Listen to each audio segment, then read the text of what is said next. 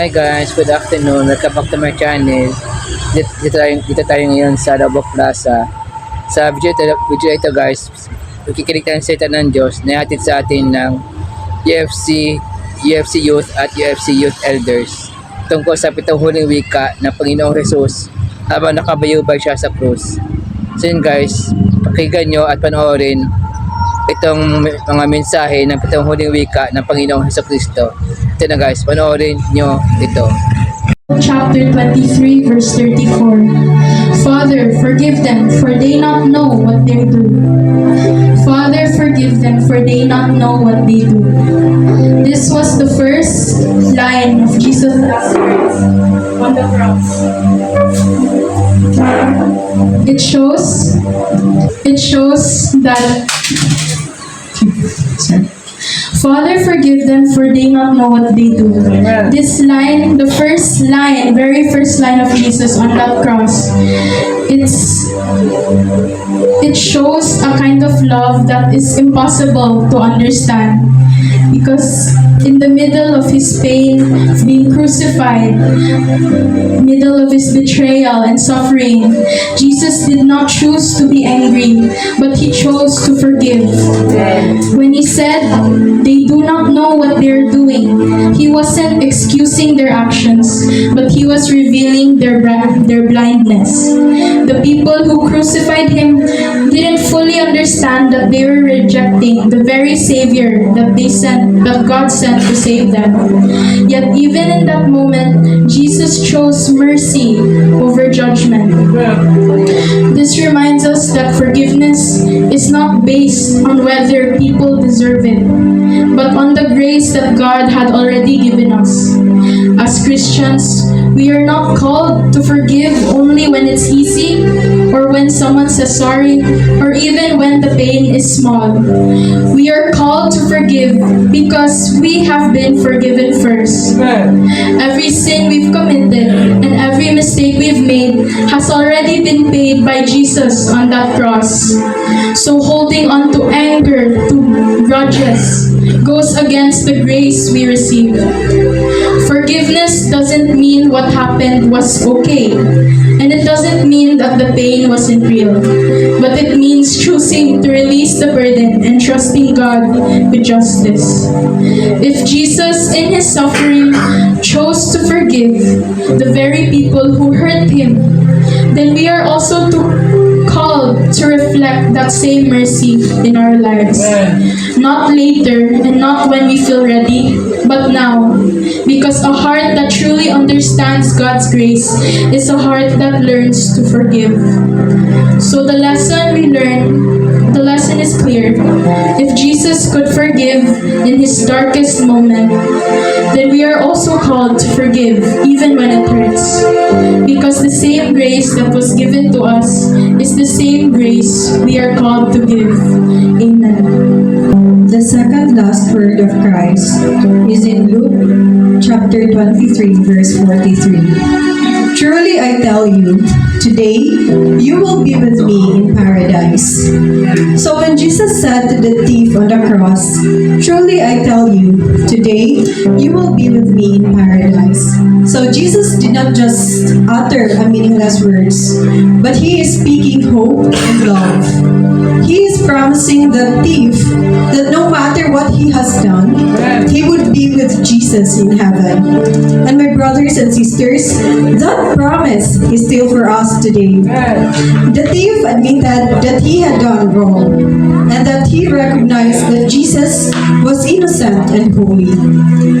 Maybe there are times in our lives where we have been feeling guilty about the things that we've made, mistakes that we can take back, or choices we regret. Jesus' words reminds us that it's never too late to return to Him. God's forgiveness is bigger than our failures. So when Jesus said to the thief, today you will be with me in paradise, it happened immediately that day. Not after a week, not after the thief fixed everything and made his life perfect. So my brothers and sisters, this means that we just have to believe. And if you too believe in Jesus, then that promise is yours as well. That's hope for anyone who feels stuck, broken, or gone too far.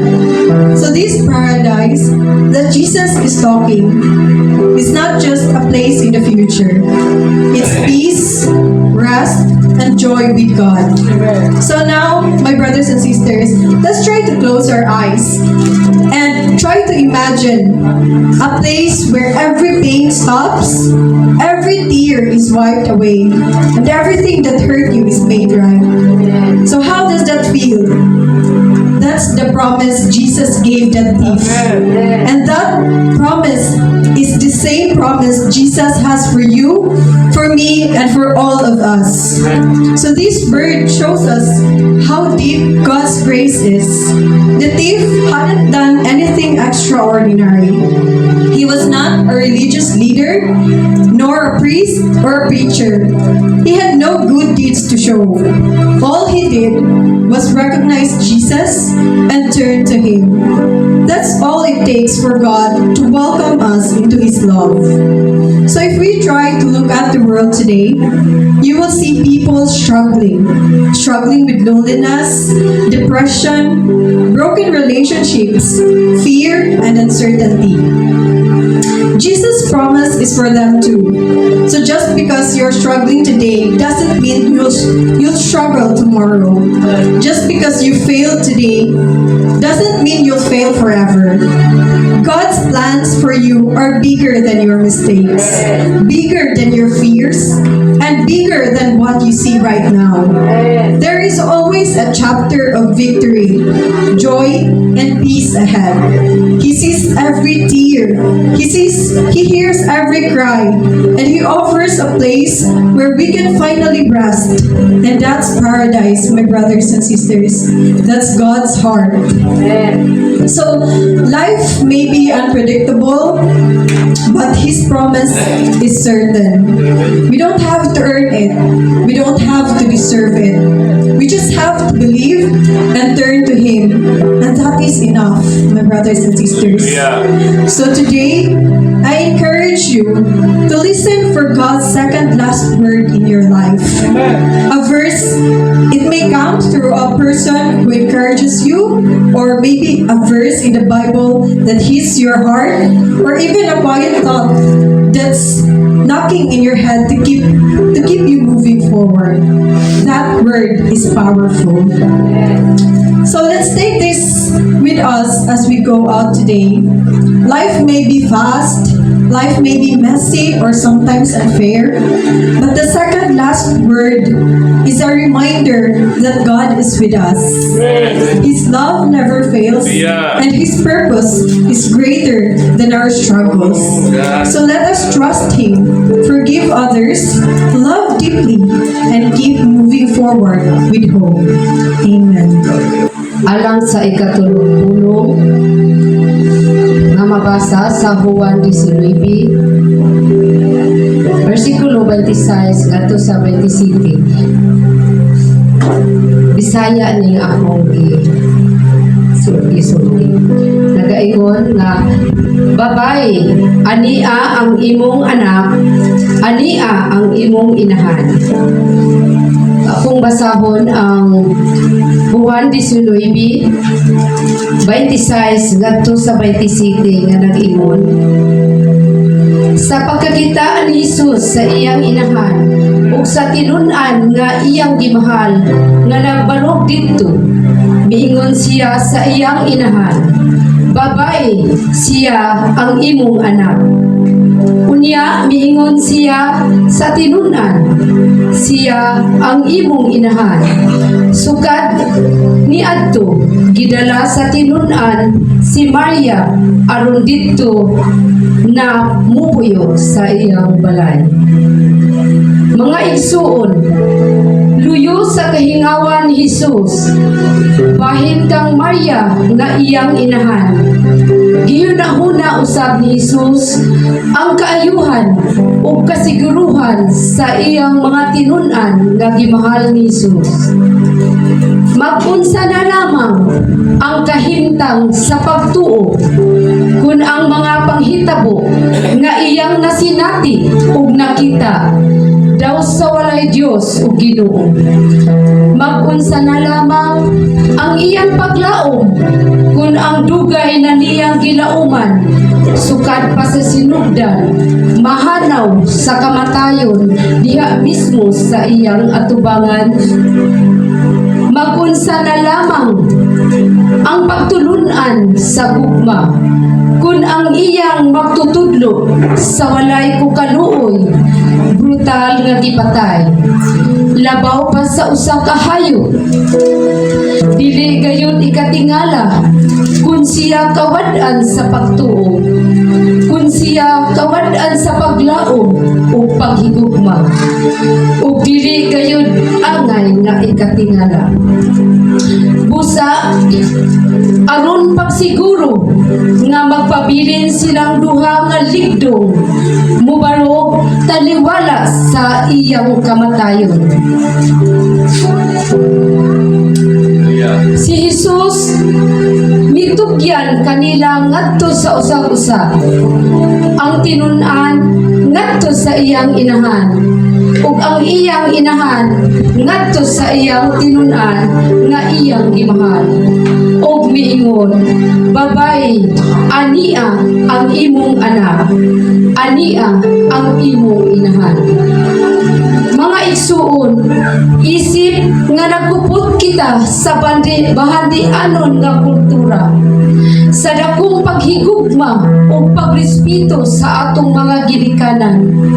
Dali kita mutuman sa ilang mga tambag o dili gayud nato sila pasagdan, ilabi na sa ilang pagkatigulang. Anaa kanunay ang atong suporta o pag-atiman, samtang anaa pa atong makita sa ilabi na sa panginahanglan sa ilang pagkatigulang. Bation nato ang kamingaw, panahon nga kita mahilayo ug mapuno usab kita sa kahinamo, panahon sa pag-inusara. Babay, ania ang imong anak, ania ang imong inahan. Apan niining panahon karon, nagkausap na ang mga kinaiya, ang mga batasan ngadto sa mga ginikanan. Atong ipakasayon ang pagtubag-tubag sa mga ginikanan ug ang mga kabataan karon ipakasayon lamang ang pagsupil batok sa mga pahimangno ug mga tambag sa mga ginikanan. Daghan karon nga mga kabataan nga anaay mga bisyo o luling hayaw sa uban, sa mga barkada o dili na makamao mo pauli, ug ang ginikanan puno sa kahingawa ug gani wala intaw tunog tungod sa pagpaabot ug paghulat sa ilang pagpauli. Ginikanan naningkamot ug pagtrabaho aron lamang mahatagan ug maayong ugma ang ilang anak. Apan luyo sa ilang sakripisyo, pag-antos ug gugma, wala kini hatagi ug bili sa ilang mga anak. Sa laing bahin, aduna usab nga mga ginikanan nga nag-abuso sa kahuyang sa ilang anak. Pinaagi sa pagbunog, pagdaog-daog, ug pagpanglugos nga nagpabilin ug lawom nga mga samad sa ilang kasing-kasing ug huna-huna. Nga maoy hinungdan sa ubos nga pagsalig sa ilang kaugalingon, depresyon, kabalaka ug mga problema sa relasyon nga makapaapekto sa tibuok nilang kinabuhi. Nagkaanang usab ug kadaghan ang mga ginikanan nga dili na gustong manganak tungod kay adunay kabalaka sa trabaho ug sa panginabuhian. Mga igsuon, pinaagi niining mga pulunga. Gipadayag ni Hesus ang kamatuoran nga kitang tanan adunay tulubagon sa usab-usab. Ang mga ginikanan ngadto sa ilang mga anak ug ang mga anak ngadto sa ginikanan. Buot ipasabot ni Hesus nga ang mga anak ug ang mga ginikanan magkahiusa ubos pagbugos nga gugma. O pinaagi niini ang tinuod nga kinabuhi, seguridad ug kalipay sa katawhan mulungtad gayon. Ug dinhi ato makita unsa kabililhon ang pamilya, kay kini mauman ang pundasyon sa atong katilingban. Atong timan-an nga ang pamilya mao'y tiguumol sa sibilasyon sa gugma, kalinaw ug panagdait sa tanang katawhan sa tibuok kalibutan. Mga igsuon, kining pulunga nagpadayag kanato sa paghatag ni Hesus sa iyang mahal nga inahan ug atong timan-an nga dili kita matao niini kung wala kita ihimugso sa atong inahan ug dapat atong hatagan ug dakong bili ang atong mga ginikanan ug ilabi na ang Dios nga mao gayon ang naghatag sa kinabuhi ug nagbuhat sa tanan. Dalaygon ang Dios sa walay katapusan. Amen. It is now 12 noon in Jerusalem. On the day when our Lord Jesus Christ crucified on the cross, and the Bible said for the next 3 hours, and the silence was broken. Eli, Eli, lama sabachthani. My God, why have you forsaken me? In theology, there is a hypostatic union, and that is fancy theological phrase that refers to the fact that within Jesus, there is a two nature. That all times, Jesus is 100% fully God and 100% fully man. It represents the peak of his agony on the cross. It signifies that Jesus is taking on the sins of humanity, leading profound spiritual separations from the Father, fulfilling prophecy and enduring the judgment we deserve. And we can see also in the scriptures from Psalms chapter 22 verse 1. My God, why have you left me? You seem too far away to save me, too far hear my cries for help. Amen. Humanity, it is refers to the human being that's collectively the quality of being human, or incapacity for kindness, empathy, and compassion. Ang sangkatauhan ay sama-sama sa kalidad ng tao at tumitingin sa kabaitan at pakikiramay. Diyos ko, bakit mo ako pinabayaan? Isang matinding sigaw ng paghihirap at pagtalikod na binibigis ni Yesu Cristo. Nagpapahiwatig, nagpagtanggap ni Jesus ng buong bigat na kasalanan ng tao at nararanasan bilang tao. Ang paghihiwalay sa Diyos na ang nililikha ay kasalanan at iniwan. In theological, Jesus did not truly believe that the Father had forsaken him. But we understand that Jesus knew why exactly that he is in the cross. And we are confused why Jesus asked the Father this word, that on the other hand, because of the humanity, in the midst of his pain and difficulty and agony, he is crying out to the Father. I believe in these fourth sayings of Jesus Christ.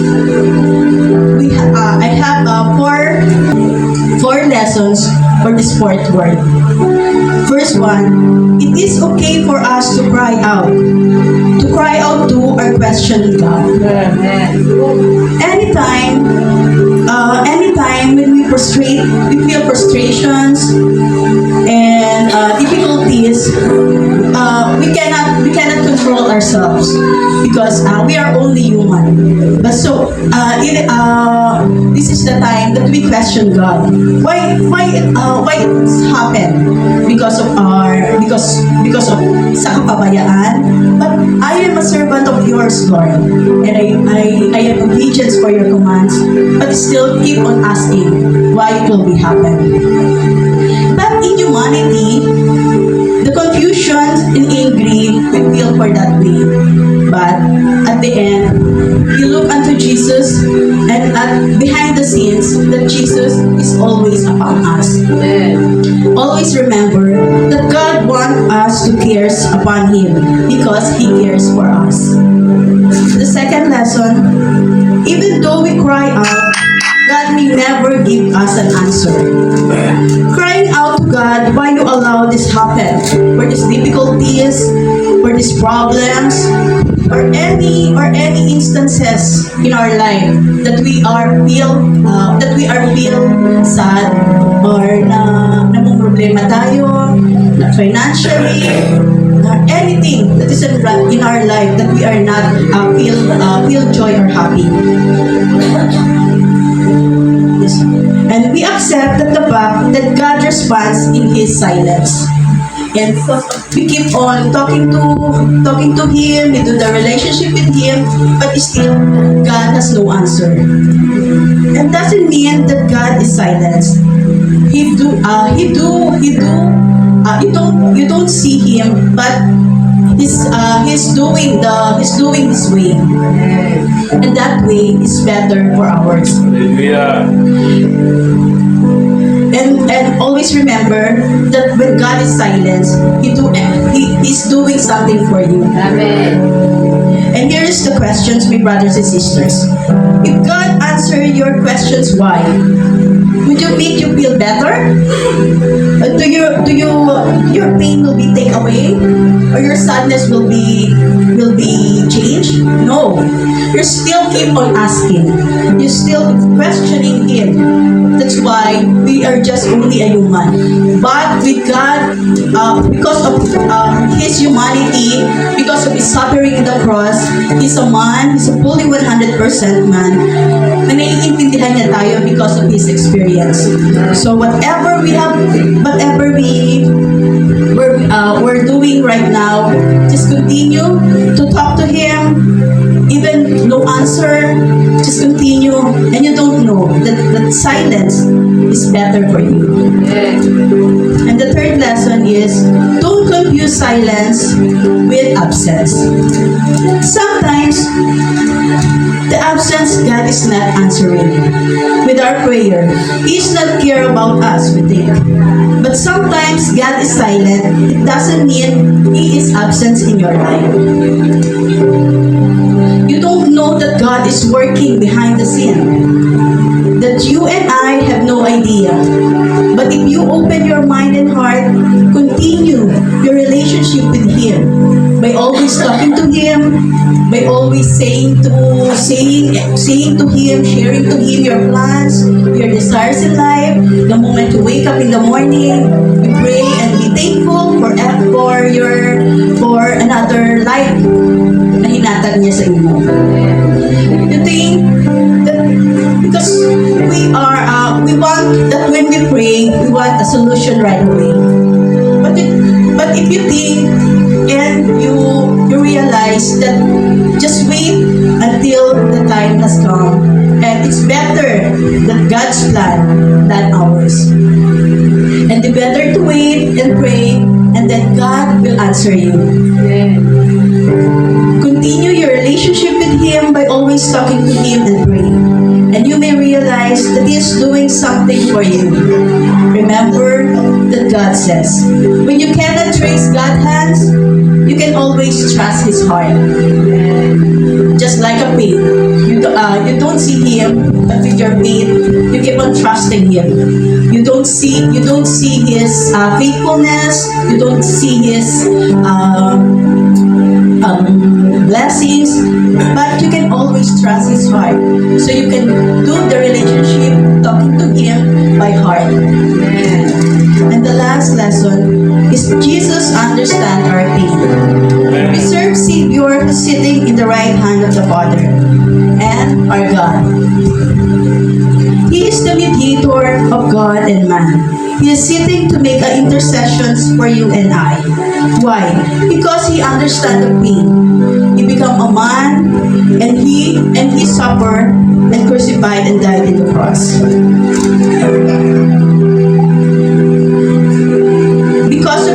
Because of his experience, he always remembered Jesus that understand our pain. In short, in all our difficulties in order in our life. That's why Jesus is the reason. He is the only qualified to be the mediator between God and man. So next time, if you feel pain, if you feel suffering, not only financially, spiritually, emotionally in your life, and you feel disconnected, and you feel have wall with you and God, disconnected from the Father, know that Jesus experienced all of this pain. And the next time you are dealing with difficulties, I want you to know, that encourage and to remember that it's okay to cry out to God, express your heart, and to give all of your pain to God, and cast your cares upon Him. Don't you think if sometimes God is silent, it doesn't mean that God is absent in you. My brothers and sisters, the Bible says, He will never leave you nor forsake you. And we need to rest in that promise today. Amen.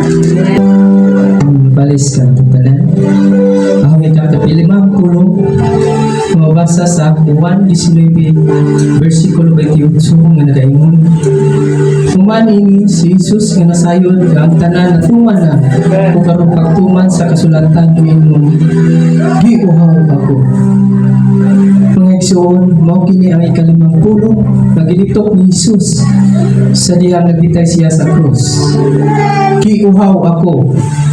Kini ang ipamulong Jesus sa dihang human siya gilatos pag-ayo, ikurunahan sa matunukon o gibaybiay sa mga masakit nga pulong. Nagpasan sa krus na dili man unta para niya, kundi kita ang angay magpasan niya. Gidugdugkag lansang ang mga kamot ug tiil, ug tungod niini siya nangita ug mainom aron makahatag kaniya kahupay sa sakit nga iyang giantos. O magdugang kaniya sa igong kusog samtang nagbitay sa krus. Giuhaw ako ang pangayo ni Jesus sa mga tao nga naa sa iyang tiilan. Kung adunay nakadungog, itagaan man tuod apan dili tubig kun dili maaslom ug mapait nga ilimnon nga gidalit kaniya nga dinuslakan sa espuma. Ug sa pagkatilaw ni Jesus niini wala siya miinom.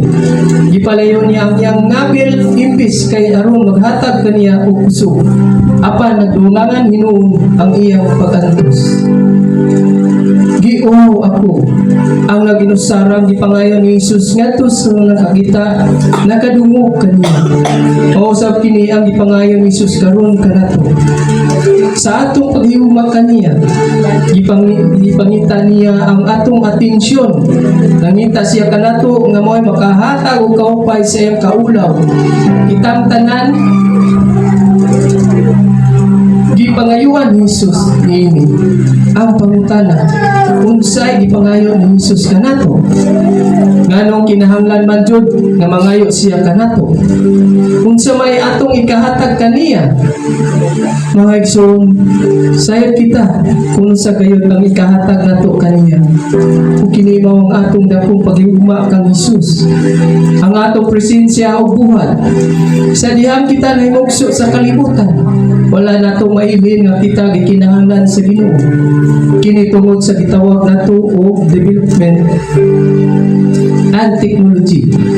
Wala nato makita ang pag-antos ug wala madungog ang gipangayo ni Jesus. Kitang tanan aniya karon sa tila ni Jesus. Kitang tanan nagsalig kaya naaman ang mga butang nga makalipay kanato. Apa nakalimtan nato ang paghatag og atensyon ngadto sa atong pagtuo ngadto kang Hesukristo. Atong napasagdan nga magpuga ang atong kasing-kasing, ang kasing-kasing nga naghatag kanato sa kinabuhi diha kang Kristo. Sabi na to nga ang tanan nga mahimong balaan ug maghatag kalipay sa Ginoo. Sabi na to nga ang tanang pagpili sa paglikay sa kinabuhi mao'y solusyon sa kasakit ug kapupri. Apan atong nakalimtan nga kita nabuhi ug natilawan ang kalipay nga gihatag sa Dios kanato. Apan si Jesus ang gipangayo niya makita maminaw kaniya nga mao'y maghatag kanato sa kinabuhi. Ang kinabuhi nga balaan, ang kinabuhi nga maghatag sa Ginoo og kahupayan. Maperpekto man o dili basta kay kita mabuhi. Tungod kay siya ang Ginoo sa mga buhi ug siya ang Ginoo kamoy nahatag kanimo kaluwasan. Mga igsuon, niningad lang sa paghandom sa kamatay ni Jesus dito sa krus. Atong hinumduman kung diyon sa kita pag-iugma gayo sa Diyos. Atong kinitagaan o pagtagaan o importansya sa atong kinabuhi. Kung mao kini ang atong hagit karon, labi na kanatong nagmatinud-anong kaniya. Padayon kita kanto sa pag-iugma sa Diyos, magsalig kaniya, labi na ang pagtugyan sa atong kinabuhi mga igsoon. Kung man sa wala maghatag o importansya sa Diyos, mao kini ang mensahe. Siya nagapangita kanato, nangayo sa atong atensyon, presensya, pinabila sa pagbuhat sa gugma na iyang gihatag kanato. O karong takna, nangayo siya kanato, giuhaw ito. Mga igsoon, ato kining pamalantuan, atong iduko ang atong ulo, o magampo kita. Ginoong Diyos, pasaluwa kami sa among pagpakabot na bungol. Nga ikaw, giuhaw ka na mo. Nagampo kami o Ginoo. Ngayon mo kaming tabangan na makahatag kami o atensyon sa imong tawag. Hatagi kami sa imong presensya nga among ipangayo kanimo ug kami pamahimo mabungahon sa among pagpuyo niya sa imong gugma. Pinagi sa pagbuhat og mga maayo sa imong simbahan nga mao ang imong lawas nga sa kalibutan. Tabangin kami sa kanunay nga ang tanan namong pagabuhaton hatagan mo kalampusan o kadaugan. Ing tanan ang gipangayo, ginaampo, gipasalamatan ug among ibalik ang tanang lugihimaya sa ngalan lamang Ginoong Hesus nga among manluluwas.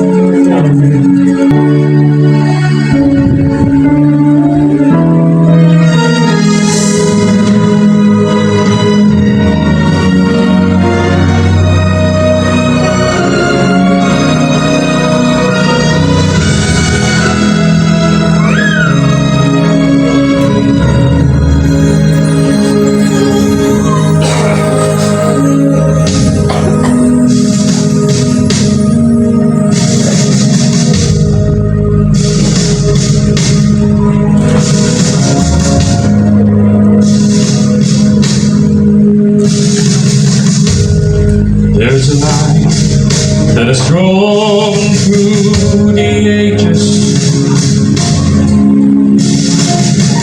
On that line stand an old rugged cross. On that cross a battle is raging.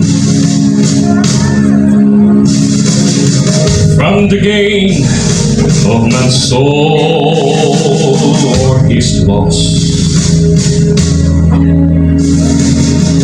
On one side, the forces of evil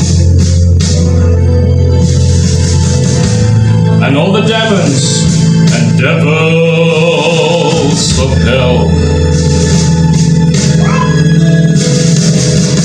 On the other, the angels of glory, and they meet on Golgotha's hill. of the earth shakes with the force of the conflict, and the sun refuses to shine. For their hands got sun in the balance, and then through the darkness he cries, "It is finished, the battle is over.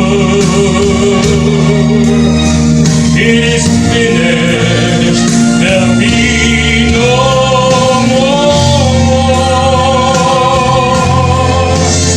It is finished, the end of the conflict. It is finished, and Jesus is Lord."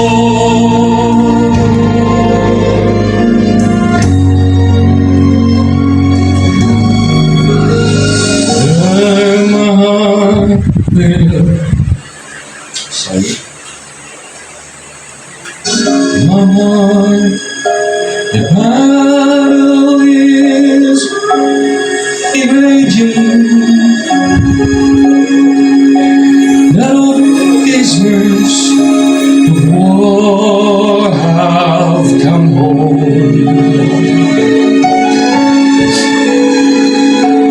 There were battlefields of my own making. I didn't know that the war had been won. And I heard that the King of the ages, he has fought all life's battle for me, and victory is mine for the claiming. And now praise his name, I am free. It is finished, the battle is over. It is finished, there'll be no more. It is finished, the end of the it is finished, and Jesus is Lord. It is finished, and Jesus is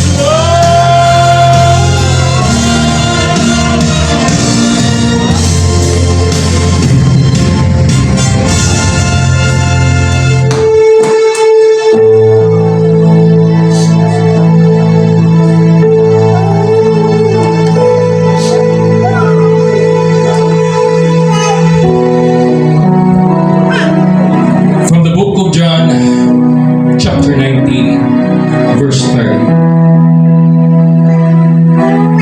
When he had received the drink, Jesus said, "It is finished." With that, he bowed his head and gave up his spirit. Tetelestai. It means your sin is paid. Your debt is cancelled. And your salvation is complete in Christ. You don't need to earn it. Just receive it by faith. But now, as Jesus finished his work, you are called to finish the race and live faithfully for him. said, "It is finished." Tetelestai. He was not speaking of defeat, but of victory. His mission on earth was completed. The works of salvation was finished on the cross. The payment of sin was fully paid once and for all. We are not saved by our own works, goodness, or religion. We are saved because of the finished work of Jesus Christ. Nothing can be added to his sacrifice because it was perfect, complete, and final. Our part is to accept it by faith and live in obedience to him.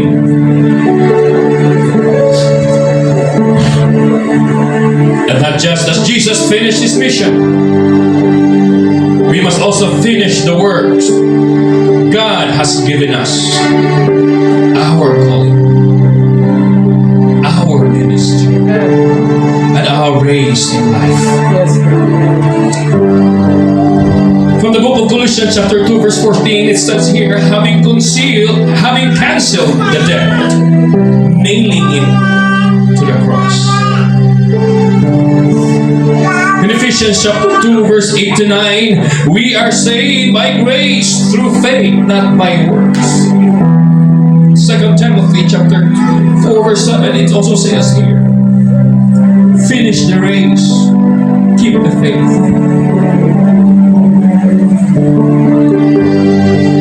Tetelestai. It is finished.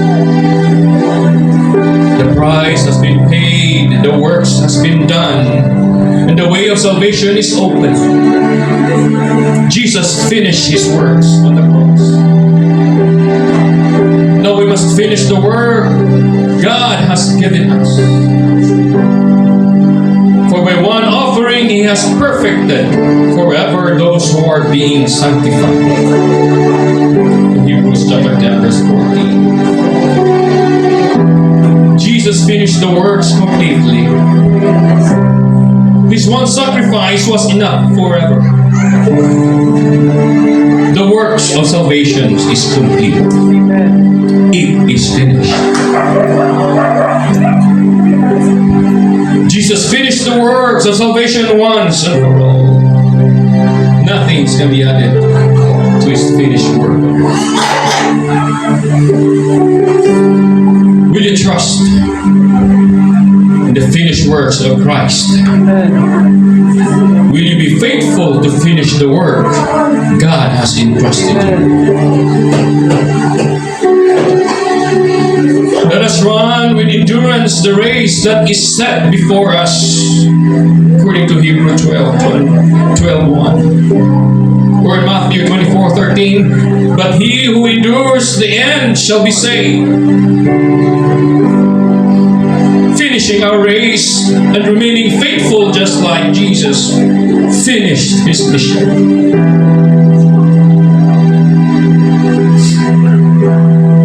Now we are called to run our race and finish our calling.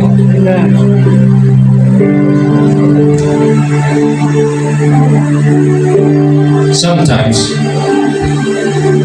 we forgot that we are called by God. Because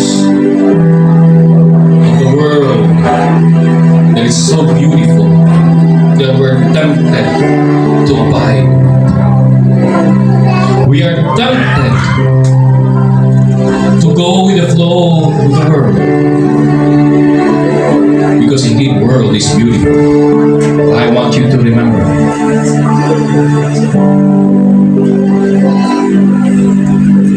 You can live in the world without Christ, but you cannot die in this world without Him. God is setting free our soul through the shedding of blood at the cross of Calvary. He cleansed our sins as white as snow. Walay rason igsuon nga dili kita mangita ni Kristo. There's no reason to be failed in finding Jesus Christ in my heart. Let us remain faithful until the end and live a life that honors God, honors Jesus, and finish the work God has instilled into us. Heavenly Father, thank you for this afternoon, O God, that you have given us, O God. Thank you for completing your mission just for us.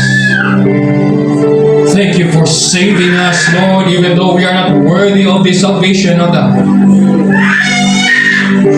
But through the great love that Father has given us, He sent you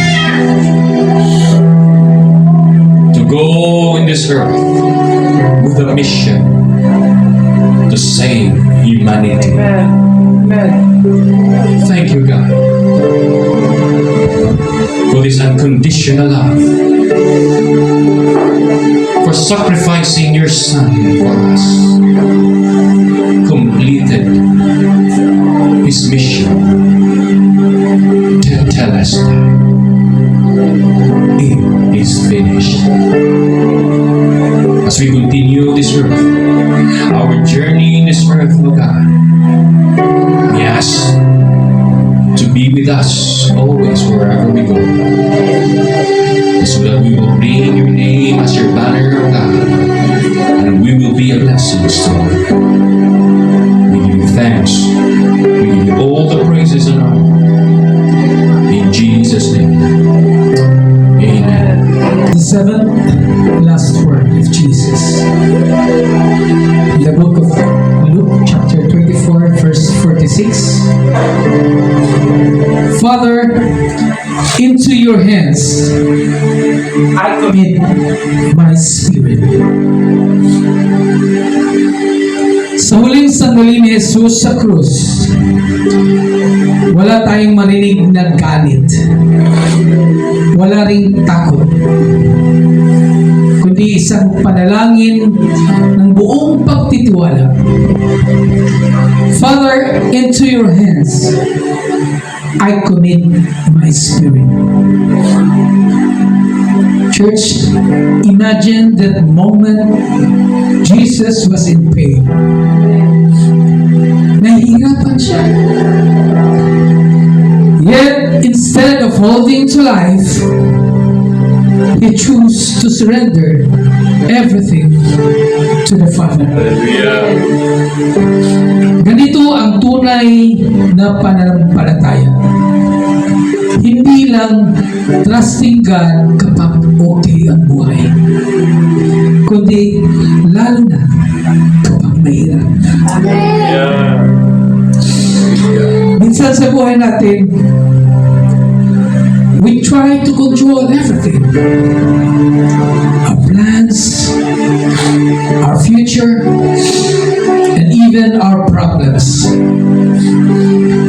Pero dumarating ang punto na mapapagod din tayo. Things don't go our way. And we feel lost. At dito, papasok ang mensahe ng last word na ito. Let go and let God take control. Kapag sinabi natin, Lord, hindi ko na kaya, I trust you, ikaw na ang bahala, hindi ibig sabihin ito na susuko tayo dahil mahina tayo. It means sumusuko tayo dahil nagtitiwala tayo. Jesus showed us that even in the darkest moment, God is still in control. Bigyan mo ba kami kapayapaan na nagmumula sa iyo at palakas Palakasin mo ang aming pananampalataya araw-araw.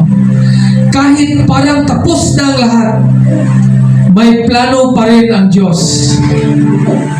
Kaya ngayon, tanungin natin ang sarili natin. Ano po ba yung mga bagay na nahihirapan tayong i-let go? Is it fear? Takot po ba? Worries?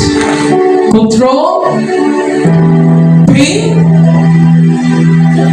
Because today, church, God is inviting us.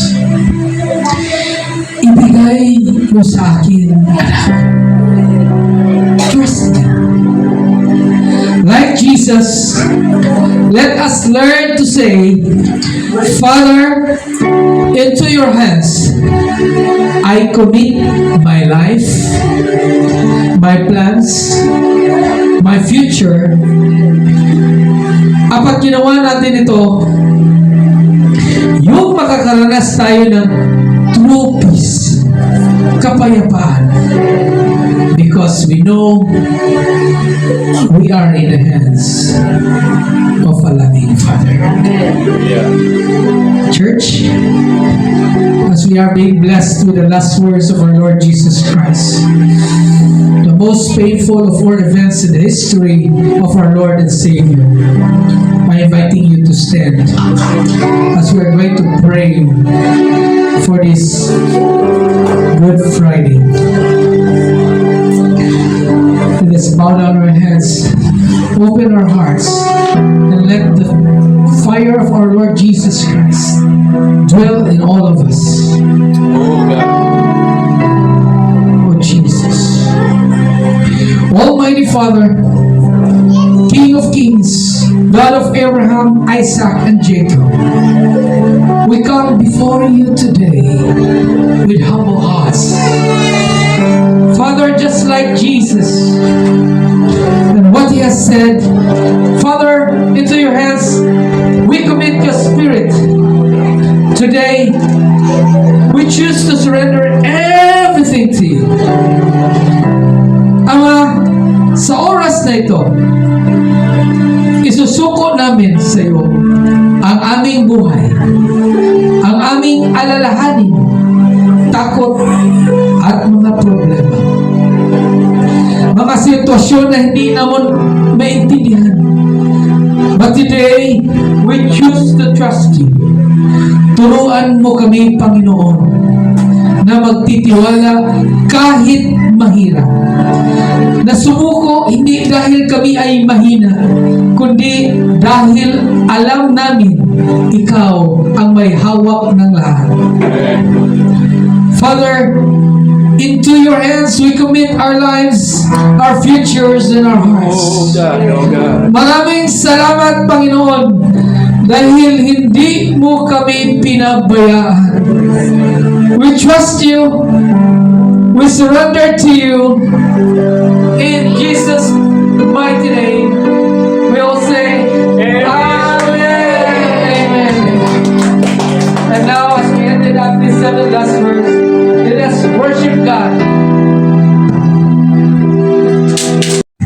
So yun guys, yun napanood ang mga mensahe ng pitong huling wika ng Panginoong Jesucristo habang nakabayubay siya sa krus.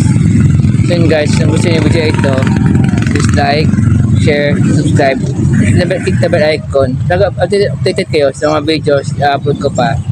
Kung nanonood kayo sa Facebook guys, paki-follow naman ang ating Facebook page. Bye!